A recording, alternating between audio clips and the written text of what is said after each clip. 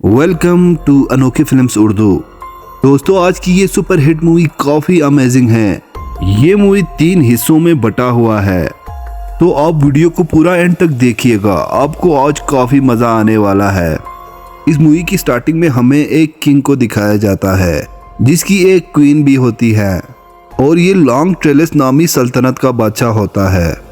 पहले तो हमें दिखाया जाता है कि ये राजा और उसकी रानी काफ़ी खुशी से अपनी ज़िंदगी गुजार रहे हैं, लेकिन आगे जाकर हमें पता चलता है कि रानी को एक ऐसी बीमारी है जिसकी वजह से वो प्रेग्नेंट नहीं हो सकती, जिसकी वजह से ये रानी अक्सर दुखी रहती थी। लेकिन रानी का दुख बादशाह से बर्दाश्त नहीं होता और वो उसे दुनिया भर के बेहतरीन डॉक्टर्स को दिखाते हैं, लेकिन कोई भी डॉक्टर इसका इलाज नहीं कर पाते। इसके बावजूद बादशाह अपनी रानी को काफ़ी खुश रखने की कोशिश करते हैं। एक दिन बादशाह अपने महल में सर्कस वालों को करतब दिखाने के लिए इनवाइट करते हैं और फिर रानी अचानक से देखती हैं कि एक करतब दिखाने वाली प्रेग्नेंट है, जिसे देखकर रानी काफ़ी अपसेट हो जाती हैं, अपने कमरे में चली जाती हैं और गुस्से में आकर कमरे की काफ़ी चीज़ों को तोड़ देती हैं। फिर वो बादशाह भी वहाँ पर पहुँच जाता है और अपनी रानी को हौसला देते हैं। फिर रात को एक अजीब सा बंदा बादशाह के महल में पहुंच जाता है। उसे रानी के इस प्रॉब्लम का पता होता है और वो राजा से कहता है कि मैं रानी की ये प्रेगनेंसी वाली प्रॉब्लम को सोल्व कर सकता हूँ। लेकिन बादशाह उस बंदे से कहता है कि काफ़ी डॉक्टर्स ने कोशिश की है, लेकिन वो सब फेल हो चुके हैं। जिस पर वो आदमी कहता है कि रानी माँ बन सकती है, लेकिन ये डिपेंड करता है कि बादशाह अपनी रानी के लिए कितना हद तक जा सकता है। वो बंदा कहता है कि मेरे पास काफ़ी एक्सपीरियंस है और मैं इस नेचर के बारे में काफ़ी कुछ जानता हूँ, और कहता है इसके लिए बादशाह को कुछ कुर्बानियाँ देनी होंगे, जिस पर बादशाह मान जाता है।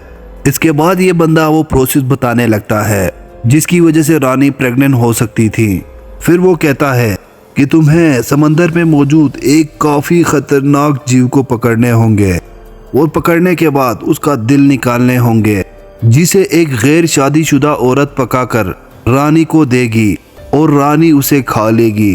ये सब करने के बाद रानी प्रेग्नेंट हो सकेगी, जिस पर बादशाह मान जाता है और उस खतरनाक जीव को पकड़ने की तैयारी में लग जाता है। फिर एक दिन बादशाह अपने मिशन पर चला जाता है और किसी नदी में बादशाह को वो जीव मिल जाता है, और जब वो खतरनाक जीव सोया होता है तो बादशाह उसे मारने के लिए पानी में जाता है और उस जीव पर हमला करने लगता है, और वो जीव उड़ जाता है और बादशाह पर हमला कर देता है। बहरहाल बादशाह उस जीव को मारने में कामयाब होता है, लेकिन इस पूरे मामले में बादशाह भी काफ़ी ज़ख्मी हो गए थे, लेकिन बादशाह बाद में ठीक हो जाता है। उसके बाद उस जीव का दिल उसके अंदर से निकाल लेते हैं। फिर पता चलता है कि बादशाह के महल में काम करने वाली एक औरत गैर शादीशुदा है और इस दिल को पकाने का जिम्मेदारी उस औरत को दे देती हैं, और ये नौकरानी उस दिल को पकाने लगती हैं। पकाने के दौरान नौकरानी को अजीब सी फीलिंग होती है।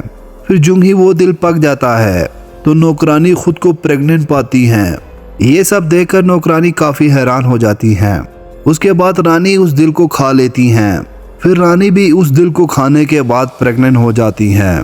फिर दूसरे सीन में हमें दिखाया जाता है फिर रानी और वो नौकरानी दोनों एक ही वक्त में उन बच्चों को जन्म देती हैं। दोनों लड़के होते हैं और दोनों की उम्र सेम होती हैं। रानी के बच्चे का नाम एलाइस होता है और नौकरानी के बच्चे का नाम जोना। फिर हमें दिखाया जाता है कि 16 साल गुजर चुके हैं और ये दोनों बच्चे जवान हो चुके हैं। रानी अपने बेटे के साथ काफ़ी खुशी से ज़िंदगी गुजार रहे होते हैं। दूसरी तरफ ये दोनों बच्चे जो बिल्कुल एक जैसे लगते हैं, एक दूसरे के बेहतरीन दोस्त होते हैं, जो कि नॉर्मल नहीं होते। उनके बाल और उनका बिहेवियर थोड़ा अजीब सा होता है और रानी को इनकी दोस्ती पसंद नहीं होते। रानी अपने बेटे से कहते हैं कि तुम एक प्रिंस हो और मैं तुम्हें इजाज़त नहीं दे सकती कि तुम एक नौकरानी के बच्चे के साथ दोस्ती करे।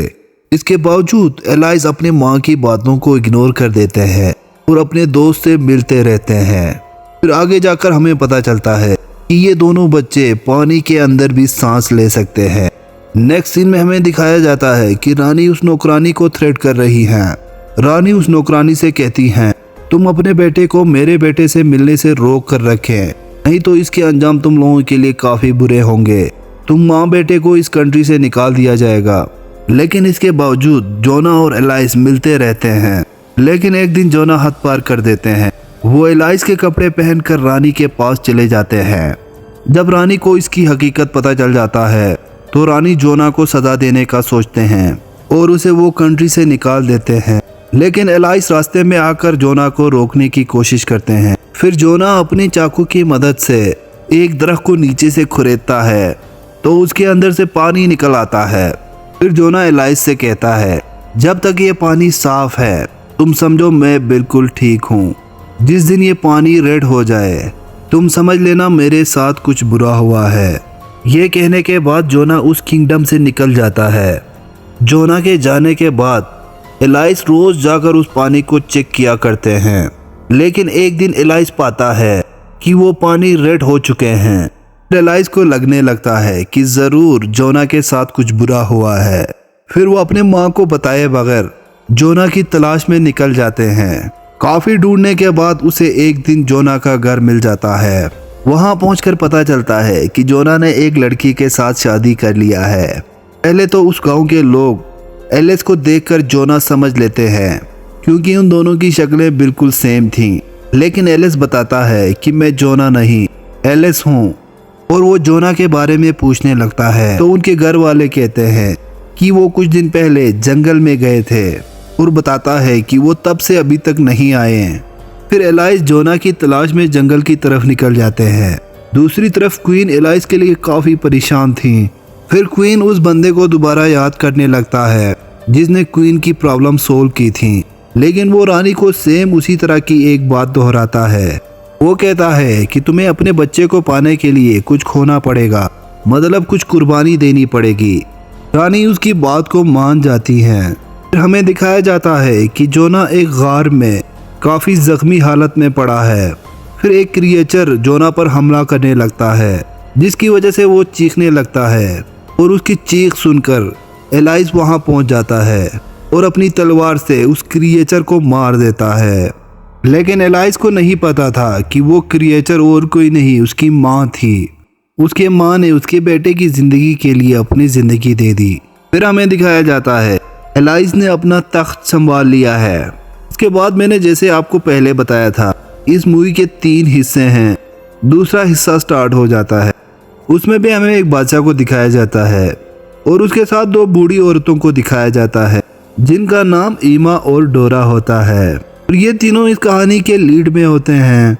ये बादशाह काफ़ी अयाश किस्म का होता है जो हमेशा औरतों के पीछे रहता है और वो हर वक्त शराब के नशे में रहता है।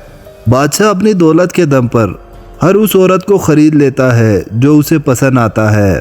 और फिर हमें इन 2 बूढ़ी औरतों को दिखाया जाता है जो बादशाह के महल के आसपास ही रहती थीं, जिनमें से एक का नाम डोरा और दूसरे का नाम एमा थी, जो आपस में एक दूसरे की बहनें थीं। इन दोनों में से डोरा नामी ये औरत काफ़ी लालची थी जबकि एमा सीधी सादी स्ट्रेट फॉरवर्ड थी। इन दोनों ने अभी तक शादी नहीं की थी लेकिन इन दोनों की आवाज़ यंग लोगों की तरह थी और इन दोनों की आवाज़ काफ़ी सुरीली थी।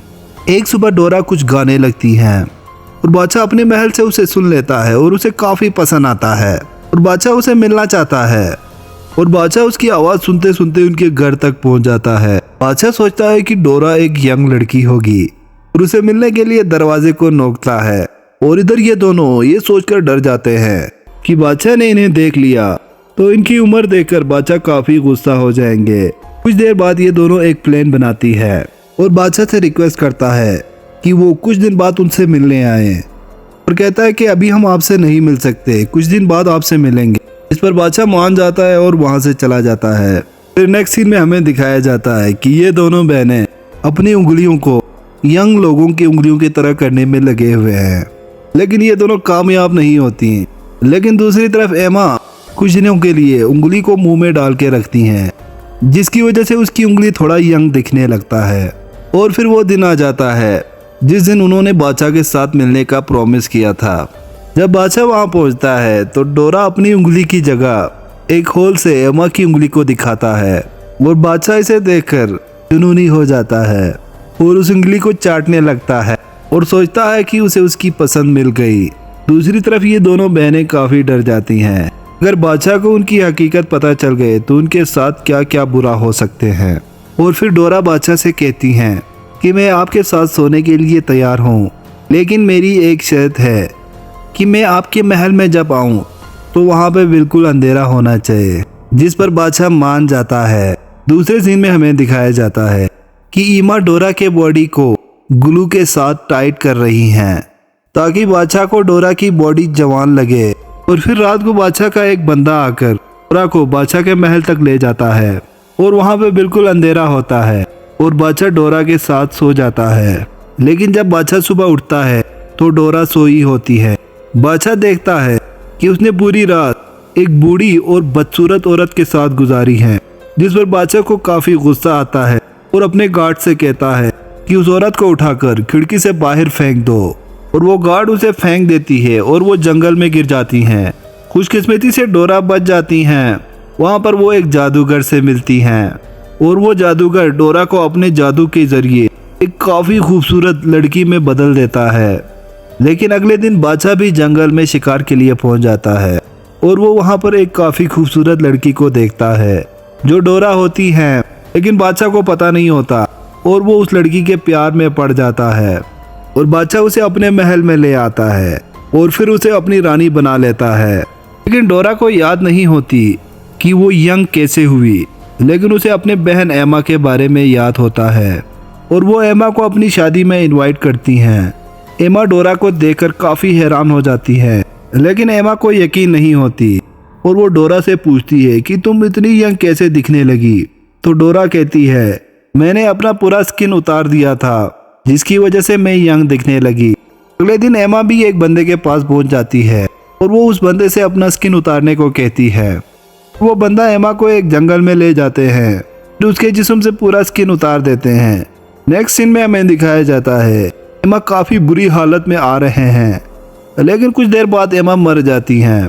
लेकिन दूसरी तरफ जिस जादू की वजह से डोरा यंग हुई थी, उसका असर धीरे धीरे खत्म होने लगता है और डोरा का स्किन बूढ़ी होने लगती हैं, जिसे देख डोरा वहां से भाग निकलती हैं और फिर डोरा अपने पुराने शक्ल में चली जाती है। कहानी का दूसरा पार्ट इधर खत्म हो जाता है और तीसरा शुरू होता है। उसमें भी हमें एक बादशाह को दिखाया जाता है जो काफी वेird हरकतें करता है। उसकी रानी गुजर गई थी, लेकिन उसे एक बेटी थी जो अभी तक अनमैरिड थी, लेकिन बादशाह उसे प्यार नहीं करता था। एक दिन बादशाह देखता है कि उसके हाथ पर एक इंसेक्ट बैठा है और उसके हाथ से ब्लड चूस रहा है।